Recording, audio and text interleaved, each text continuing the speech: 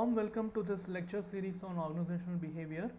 We are in this chapter on personality, and this is the fifth section of this chapter.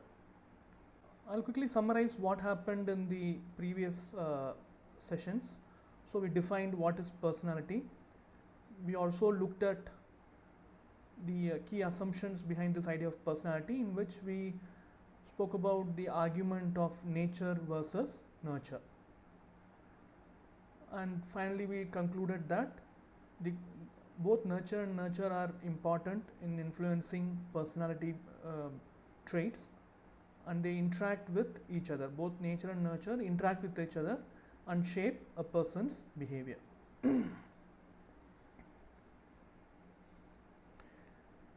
So we are looking at theories which explain personality.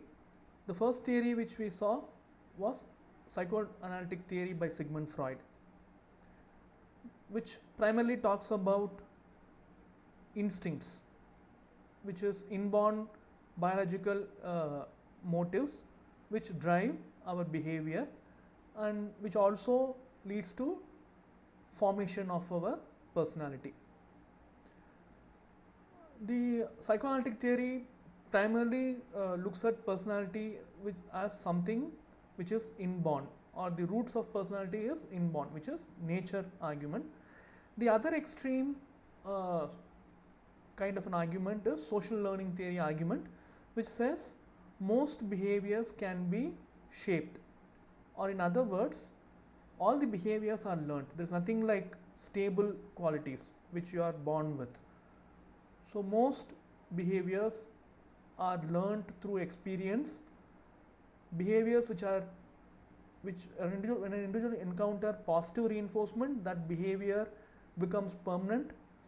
When a behavior is, or when a person encounters negative reinforcement or punishment, he or she unlearns that behavior. So we can shape a person's behavior through external factors, which is primarily the social conditions, the learning experience one undergoes, the external environment, and things like that. So in our previous section, in our previous lecture, we spoke about the problems with both these approaches. In fact, the problem with both these approaches are one, which is both these approaches talk about determinism. So it says personality is determined by inner factors or born factors, which is Freudian approach. Personality is, or behaviors are totally controlled by external factors, which is social learning theory approach. So these two approaches don't acknowledge the choice a person has, or the free will a person has. So the idea of free will is people can decide the kind of experiences they want to undergo. They can choose the environment, and they can also, even though they are born with certain biological qualities, they can overcome those limitations. So this is what is free will. So choices people make, which is in an individual's hand. So that school of thought is called as self-theory approach. So if you remember, in our previous lecture I asked you to look at a search in internet about self-theory and Carl Rogers. Carl Rogers is a very pioneer, or he is a very popular person in psychology, especially in the area of humanistic psychology. Okay.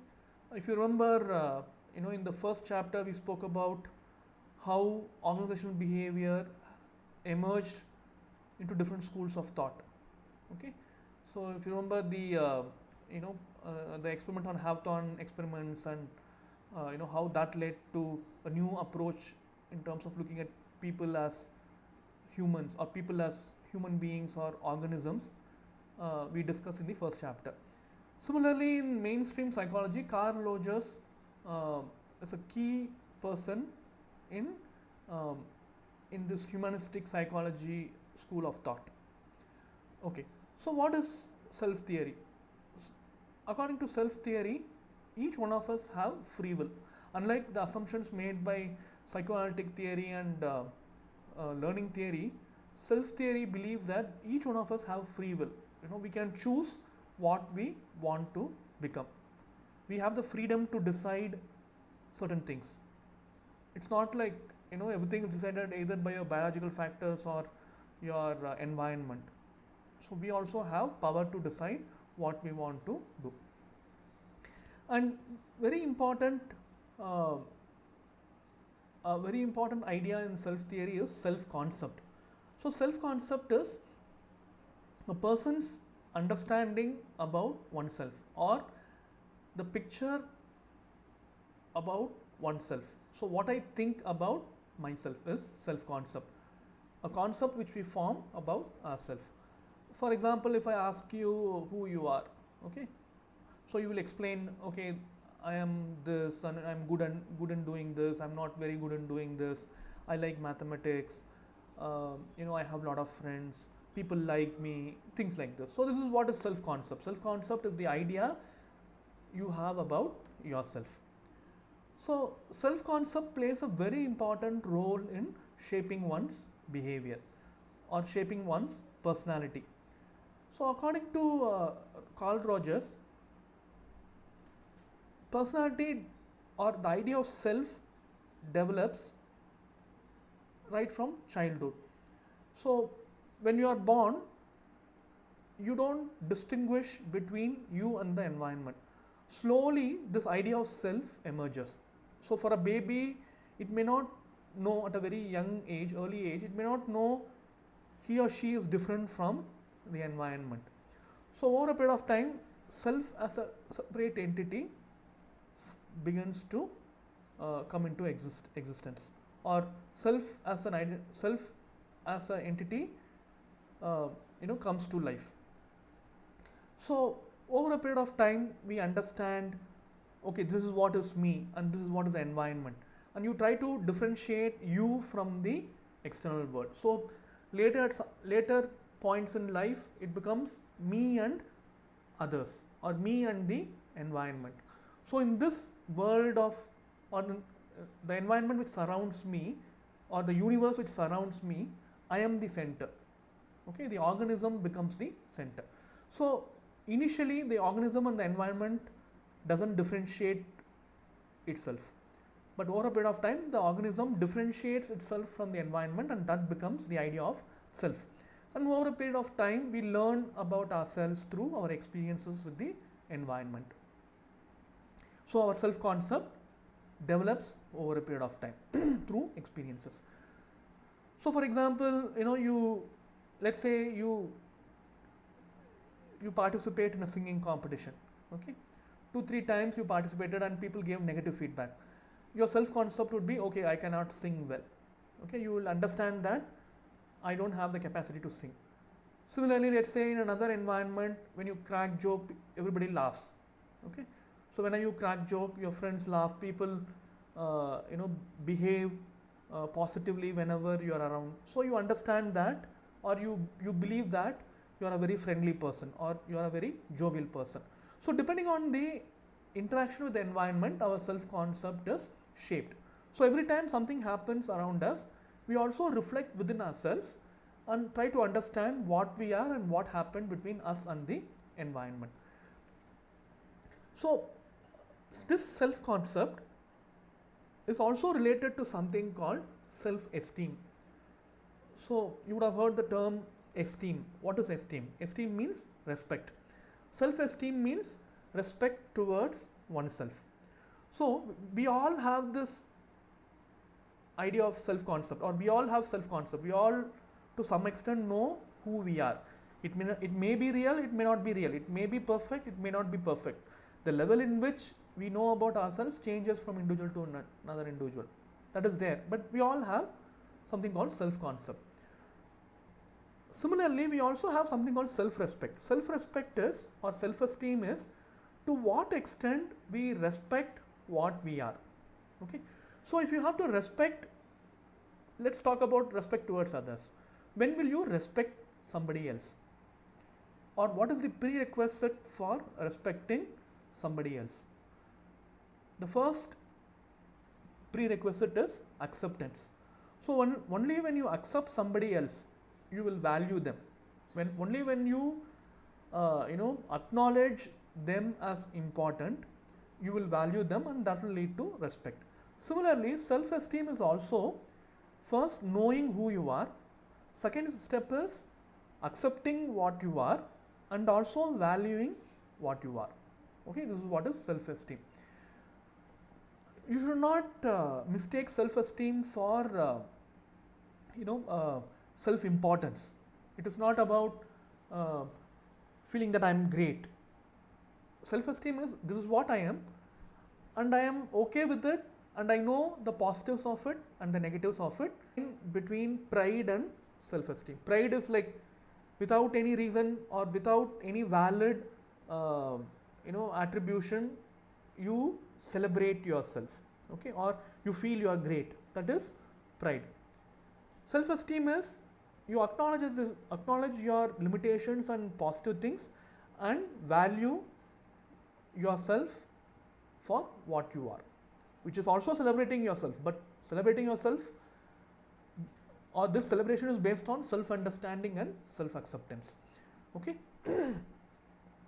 So when people have, in fact, according to Carl Rogers, self-esteem is a very important quality in a person's life, or self-esteem decides or determines how well a person adapts to the environment and interacts with the environment. Okay. Okay. So how does self develop? Self develops right from our childhood. Unlike other theories like Freudian theory and learning theory, self theory also believes that childhood experiences are very important. Childhood experiences are very important not because your behavior is shaped at that time from external rewards and punishments, and not because it is your instincts which are powerful at that age. It is because young age is important because at that age the influence you get from the significant others. If you remember, in one of those discussions we spoke about significant others. Significant others means people who are important to the child. So parents, role models. So to what extent these significant others showed acceptance towards the child will lead to self-acceptance. So in other words, if the significant others in the childhood or significant others for the child are very conditional. Conditional means they are very strict in terms of this is right, this is wrong, don't do this, don't do that, you are wrong, or if you do this, I won't talk to you, all those stuff. If they are very judgmental, the child also forms this idea of being judgmental towards oneself. So which leads to low self-acceptance. So what is ideal is unconditional acceptance. Unconditional acceptance means most of our relationships, acceptance of one another is based on condition. In any relationship, almost all relationships, we like someone or we respect someone, which means we accept someone depending on certain condition. The very basic condition is you should reciprocate. If I help you, you should help me. If I like you, you should also like me. If I consider you as important, you also consider me as important. Okay. So there's always condition placed in acceptance in relationships.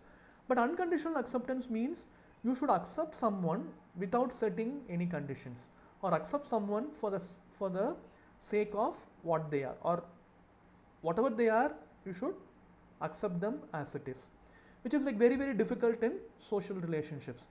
Probably very few relationships do that. Probably parents will do that. Especially mother is considered to be show an unconditional acceptance towards the child. So when you encounter people who show unconditional acceptance, you also tend to become you also tend to show unconditional acceptance towards yourself. So unconditional acceptance is it's not like whatever you do, I'm okay with it. Okay, whatever you do, whatever you are, I will accept you, but I will help you to overcome or grow from that limitation. Which, how will it help? I'll give an example with its connection with self-esteem and self-concept. Self-esteem is respecting oneself, which is not like being happy with yourself and complacent. Self-esteem is you know what you are, you respect what you are and what are your limitations. Only when you know that, or only when you respect you for what you are, you tend to put yourself in a situation where you can grow, isn't it? If you're not even seeing your limitation because you feel it as a threat, you reject that idea of I have limitations, or you are like scared of your own limitation, negativity, you will not try to change it. When there is fear, you cannot operate. Only when you face that fear and say, okay, this is what is my limitation, which comes from self-acceptance, which comes from unconditional acceptance, unconditional positive regard, only then you will try to see what I can do. Okay, so when there is no unconditional acceptance, people tend to either deny their limitations or their negative qualities, or they tend to be feared. They tend to feel guilty or bad about, succumb to that guilt. The other way around, when you respect yourself, when you unconditionally accept yourself, you tend to see how I can improve. Okay, you won't get, in fact, people with high self-esteem will always try to achieve more. When your self-esteem is low, you'll think, okay, this is enough for me. Okay, they will be complacent when self-esteem is limited. When self-esteem is high, you'll think, okay, I have achieved this, I can do more. I am capable of doing more, so I should try to do more. So that is where self-esteem and self-concept are related, and these two are driven by unconditional acceptance. So to the extent possible, one should unconditionally accept oneself. It doesn't mean that we should be complacent. We should be like, okay, I am happy and I am not going to try. You should know I can do better and I should aspire more because I respect myself. Carl Rogers also talks about another idea called incongruence. So what is incongruence? Incongruence is when there is no match between certain aspects of yourself. So according to Carl Rogers, there are three forms of selves, or there are three kinds of selves. The first self is self-concept, which is the idea about what you are. The second self is real self, which is what you are actually. So self-concept is what you think you are. Real self is what you are actually. The third self is ideal self, what you want to become. So there are three selves. One, self-concept, what you think you are. Two, real self, what you are actually, which may not be same as self-concept, and what you want to become. So these three selves, to a very large extent, or in an ideal situation, they should be together. There might be an overlap, and sometimes they may be away from each other. So to the extent possible, the overlap should be more. Why it should be more? I'll give an example. So self-concept is, let's say I think everybody likes me. This is self-concept. Okay. Real self is maybe I'm not, people don't like me. People think, I'm just a joker. Okay. People around me think I'm like I'm not. People don't really think I'm important, but I think others think I am good and important. Okay. So now you see there is a difference between self-concept and real self. So when there is a marked difference, or when there is a huge gap between what is real and what you think it as real, it will lead to incongruency. Similarly, ideal self. Ideal self means you want to become like this. Okay. So let's say you want to become a very rich person, or you want to become a very, very popular person, but your self-concept is you think you lack social qualities, or you think you're not capable. Okay. So when self-concept is very low, or your self-esteem is very low, but you want to become someone who is very great, if the gap is too much also, it leads to inferiority complex. Okay.